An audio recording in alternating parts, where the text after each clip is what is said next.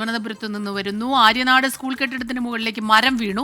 Aryanad government ഹൈസ്കൂളിന്റെ ശുചിമുറിക്ക് മുകളിലേക്കാണ് മരം വീണത്. ക്ലാസുകൾ നടക്കുന്ന സമയമാണ്, അതിനാൽ വലിയ അപകടം ഒഴിവായി. മേഘ്ന മുരളി ചേരുന്നുണ്ട് വിവരങ്ങളുമായി. മേഘ്ന, ക്ലാസുകൾ നടക്കുന്ന സമയമായതുകൊണ്ട് കുട്ടികളാരും പുറത്തുണ്ടായിരുന്നില്ല, അതുതന്നെ വലിയ ആശ്വാസമാകുന്നു. ഇത് എന്താണ് സംഭവിച്ചത്? കാറ്റുണ്ടായിരുന്നോ അവിടെ?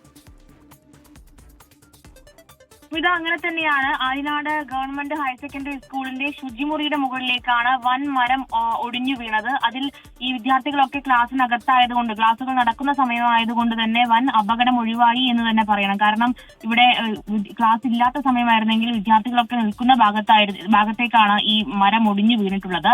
അതിൽ ഈ വിദ്യാർത്ഥിനികളുടെ ശുചിമുറിയുടെ കെട്ടിടത്തിന്റെ മുകളിലേക്കാണ് ഈ മരം ഒടിഞ്ഞു വീണത്. അതേസമയം ഇതിൽ ഈ സ്കൂൾ കെട്ടിടത്തിന്റെ, അതായത് ഈ ഹൈസ്കൂൾ കെട്ടിടങ്ങളുടെ മുകളിലേക്ക് വരെ ഈ മരത്തിന്റെ ശിഖരഭാഗങ്ങൾ എത്തിയിട്ടുണ്ട് എന്നുള്ളതാണ്.